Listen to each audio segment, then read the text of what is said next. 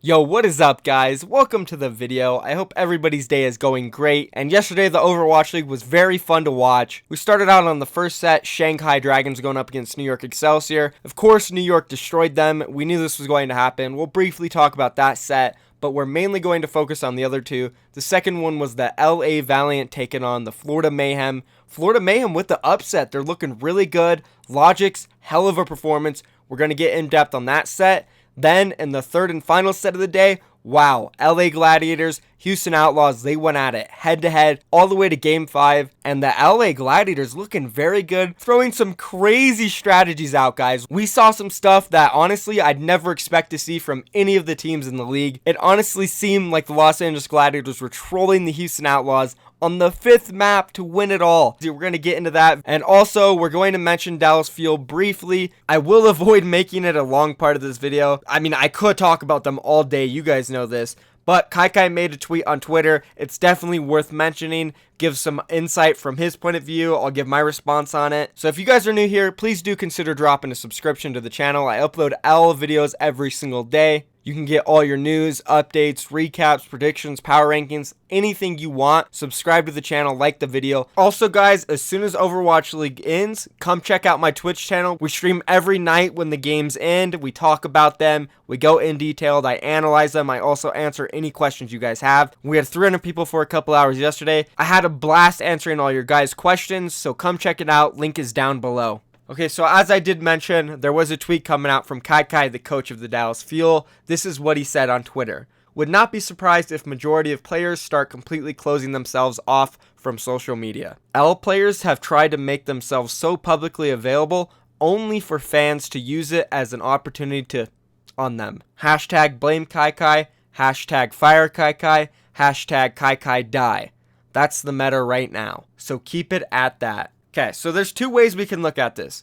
You can either feel bad for KyKy, like, damn, people are telling him he should die, fire him, blame him, death threats, stuff like that. That's unfortunate. That shouldn't be happening. He shouldn't be getting any type of death threats. But people blaming him and saying he should be fired, it's kind of warranted, man. You gotta understand. There was an amazing post about this tweet. It said this.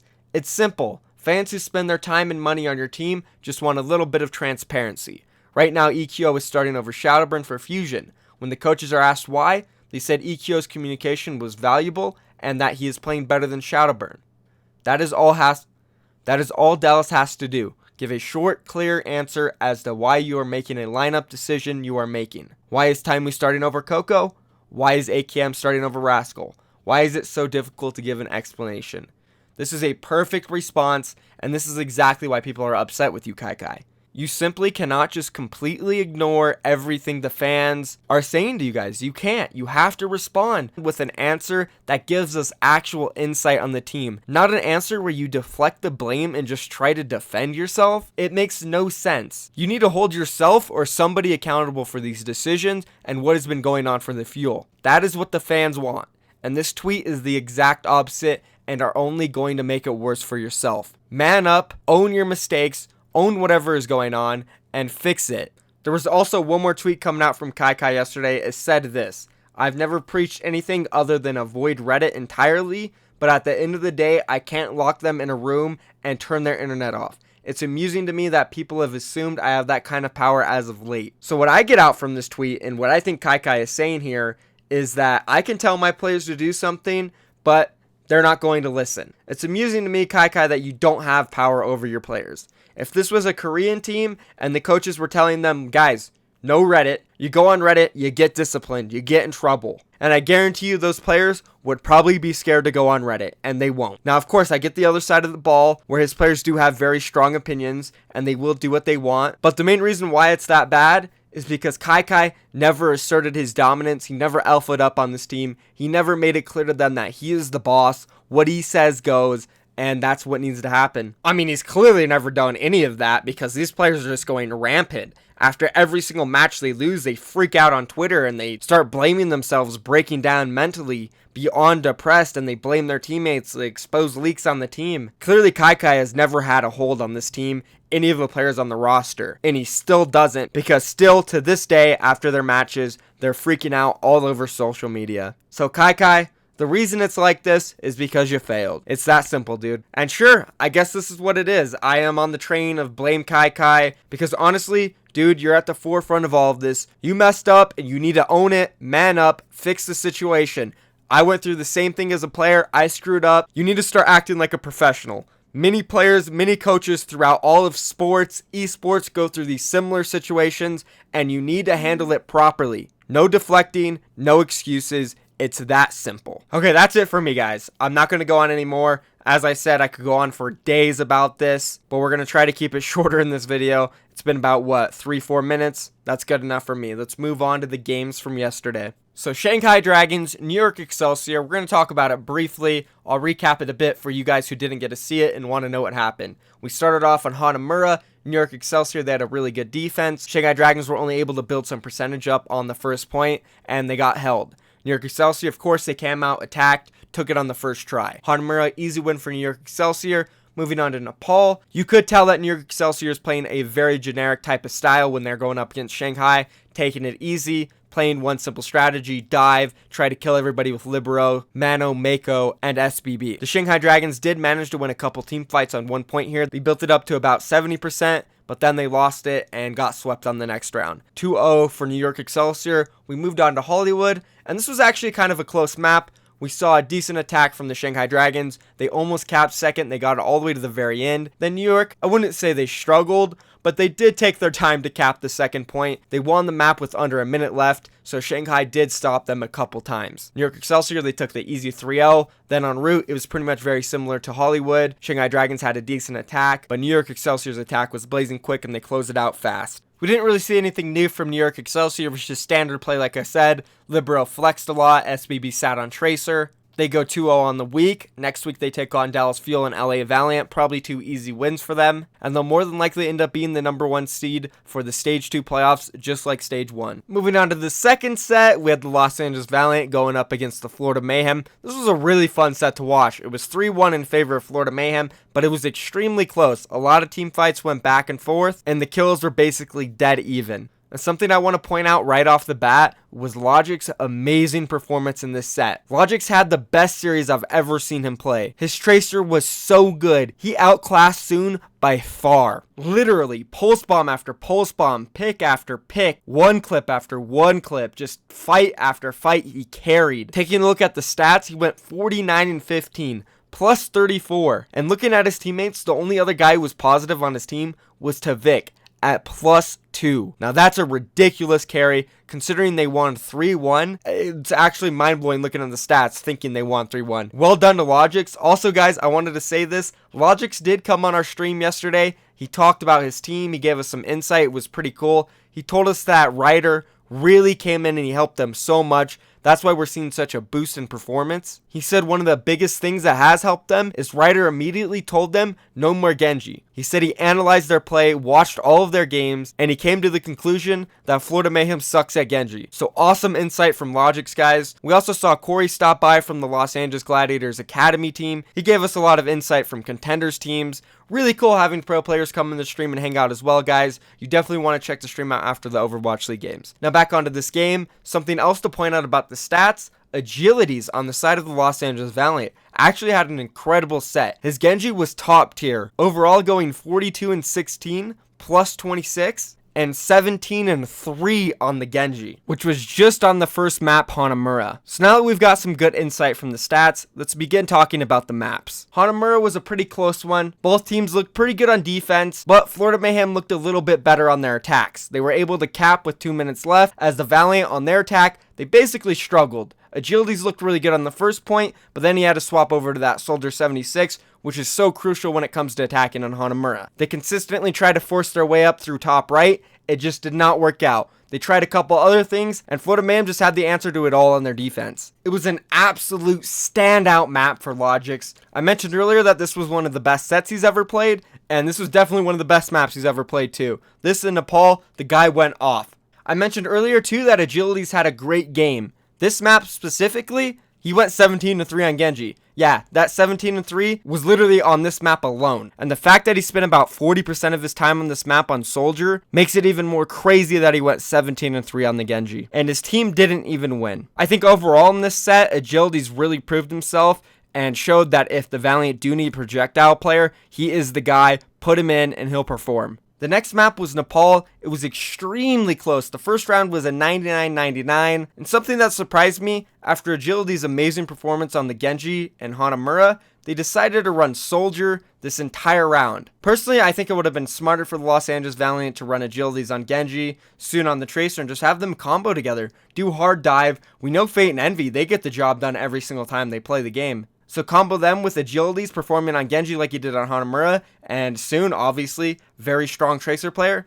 They could have a tremendous dive. And I've also said this in my previous videos, the Tracer Genji comp is better than the Tracer Soldier comp. Sure, you can get the job done with either of them, but at the end of the day, dive is just too good because you can always dictate where the fight is, you can dictate how it starts, who you go on first, and if you always get a good initiation off, you're gonna get that immediate first kill. So I really think the Valiant's downfall was not running the Genji more on Nepal, and it went in favor of the Florida Mayhem. They were up. We then moved over to Hollywood, where Logix was actually taken out of this set. And yeah, guys, that stat line was from 3 maps, not 4. Logix went 3-0 in this set. Florida Mayhem, they really struggled on Hollywood. They put Zappies in, he ran the Diva, Maniton swapped over to Roadhog, they did a triple tank Pharah strategy, which to be fair, it could have worked. It was definitely a surprising strat that could have caught Valiant off guard, but it didn't. Agilities was on the Junkrat and Pharah. Overall, Agilities is a pretty damn good projectile player, but when it comes to hit scan, I don't think that's his role. He really has struggled on it, and I think that's the main reason they were trying to run Kariv in the past. So the first hold came out from the Valiant.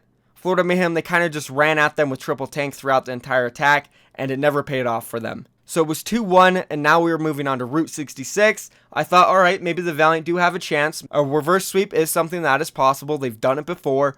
And Florida Mayhem did start out on Route 66 on their attack, running Hanzo and Widowmaker. So double snipers, kind of taking a page out of New York Excelsior's book from yesterday. And it worked pretty well. They played this slow attack style where they took their time. They set Logix up on the high ground. They set Tvik up on the high ground. And they kind of just waited for a pick to come their way. And it did. And we're starting to see Hanzo being utilized in the Overwatch League. Pretty cool. Maybe Rax is going to get picked up soon, guys. You never know, huh? Anyways, on this map, Logix strictly stayed on the Widowmaker. Tvik played some Tracer. Logix looked really good on that Widowmaker. Los Angeles Valiant decided on this map to run Kariv instead of Agilities, probably because his hit scan is better than Agilities, and we would be seeing more Soldier and Widowmaker on this map. Despite a strong start from Florida Mayhem, they weren't able to close the deal out on the third point, and Los Angeles Valiant got a decent hold. We also saw on the start of Los Angeles Valiant's attack, they ran a Reaper strategy. Haven't seen this in a while. It was a really long time ago, but basically you play Reaper, you teleport under the gas station, you wait for a tank to drop, and when they do drop, you capitalize on it, you blow them up, and it should be easy first point, which it was for the Valiant. They moved on to the second point, and they really started to struggle. We saw Tvik swap over to the Sombra,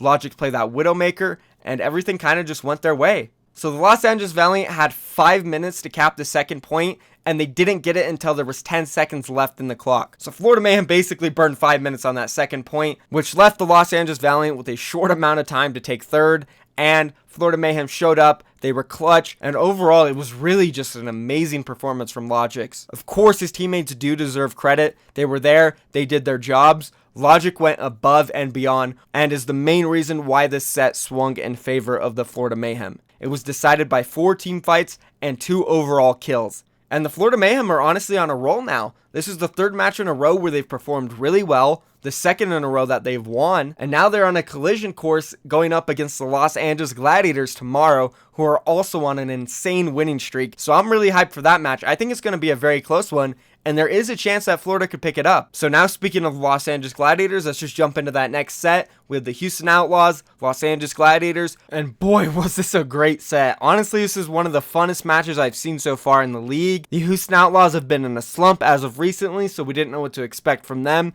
The Los Angeles Gladiators, as I just mentioned, are on a fiery run. They've recently got some really big wins over teams like the London Spitfire, and they're just looking great. They've thrown us a lot of different types of strategies, and they definitely did that in this game as well. Once we get to the last map, we're going to talk about that really wonky strat that they ran on Elios. The very last round to win the game. These guys are ballsy, man. But for now, let's hop into that first map, which was Volskaya, and goddamn, this was so close. Went all the way down to the last team fight. Both teams took point A and point B once. Then they had their second attack, where it went all the way down to that very last team fight. We saw Clockwork in for this map. He had an alright tracer, nothing special. Basically what we've been used to seeing from him. Linkster looked pretty good in this set. He seemed like he was performing at the level he was used to. Muma looked good again as usual. Struggled a bit on the Reinhardt, but still pretty solid. And that last team fight was crazy. It was going back and forth. Houston Outlaws, they slowly edged it out though, and they took Volskaya. It was a very good start to the series. We then swapped over to the second map, Lijiang Tower. And I don't know if we've seen two maps in the league so far that were so close back to back. Lijiang Tower, every single round basically went 99-99 to the very last team fight. And honestly, none of these team fights were even really decisive. It wasn't until Control Center that the Los Angeles Gladiators finally started to pull away. Their strategy with hydration on Doomfist, something that they're known for running here, looked really good. And Bishu, he surprised me on the Zarya. He built the grabs at a very fast rate. His shield management was really good. He was always keeping Fisher alive and healthy. And the Gladiators, they were able to pick up Lijiang Tower, tying the set at 1-1. We then moved on to King's Row. And with my expectations really high because of how close the set's been, I thought this map was going to be another banger. Unfortunately, though, it was actually really lopsided. The Gladiators ended up first holding the Houston Outlaws on King's Row. Let me remind you guys, the Houston Outlaws have looked amazing on King's Row. They've pushed teams like London Spitfire and had over 5 minutes left, like record-breaking pushes. Their strategy with Linkster and Hanzo on their attacks worked really well, but it seems like the Gladiators had a plan for it, and they shut it down big time. They played around the map really well. They ran that Orisa. Fisher looked great on it. It was very similar to the Florida Mayhem's defense that I mentioned against the Dallas Fuel. Very methodical. They made sure that they never got picked by Linkster. And yeah, not much more to say about this map. It was a first hold, and Gladiators went up 2-1. Moving on to Gibraltar. It was then Houston Outlaws' turn. They started off on attack, and we saw Linkster really pop off with the Widowmaker, something we haven't seen in a while. As I mentioned earlier, this was a pretty good set for him. They blazed through their attack. They capped all 3 points with over a minute left. And on their defense, the Houston Outlaws, they looked great. They first held the Gladiators. And the set went from the first two maps being so close to the second two maps being complete stomps, which made for a very interestingly fun series. I was very excited going into Game 5 Ilios. I did not know what to expect, and boy was I caught off guard. The first round was pretty standard. We saw hydration, he ran the Pharah, he ran the Genji, both teams on standard comp. The Gladiators, they edged this round out fairly easily, winning it 100 to about 30. Moving on to the second round, which is where things got very interesting, guys, and I know you've been waiting for me to talk about this. The Los Angeles Gladiators, they put hydration, their projectile player, on Lucio. Shaz, their flex support who mainly plays Zenyatta, on Tracer, and their Lucio player Big Goose on Sombra. These guys are seriously ballsy on the very last round to win it all. A very important set. If they lose this, they basically aren't going to make the playoff. They put all their cards in a strategy that has half of their roster swapping roles. Something we've never seen in the Overwatch League, or really even in the history of Overwatch, something I would have never expected to happen. We probably have to go all the way back to like beta to see something like this happen. It definitely caught the Houston Outlaws off guard, that's for sure, and it kind of felt like the Los Angeles Gladiators weren't taking it that serious. Obviously they were. They prepared and planned this strategy, and they knew if it came to this moment, they were going to pull it out. But man, it looked like they were trolling. It's so weird seeing Shaz on Tracer, Hydration on Lucio, Big Goose on Sombra. What the heck? But they pulled it off. They actually pulled it off. That's so crazy. It was in an extremely close round, a very fitting way to end this series. 99-99, back and forth. The Gladiators had control of the point throughout, and they were even up in numbers, but Linkster came back with a blade, and I thought for a moment that Houston was going to turn it, but Gladiators, they stood strong with their comp, and they took this map in the series, guys, 3-2. One of the most exciting sets so far of the league. I cannot wait for Florida Mayhem and the Gladiators tomorrow. It's going to be super close in my opinion. Both these teams are on fire right now. Gladiators are fighting for their playoff spot. If they win out, they'll more than likely qualify. As for the Florida Mayhem, they're looking to turn their season around right now. with some good recent performances under their belt, I really see this set go into a Game 5. Thank you guys for watching. If you enjoyed this video, please do consider subscribing. I upload Overwatch League content every single day. If you want to stay updated on news, drama, leaks, rumors, all the good stuff, you can do that here. Once again, guys, I do stream at the end of Overwatch League, so tonight after the games, come chill on my stream. Link will be down below. You can ask me any questions. We'll be analyzing the games, and I'm out of here, guys. Peace.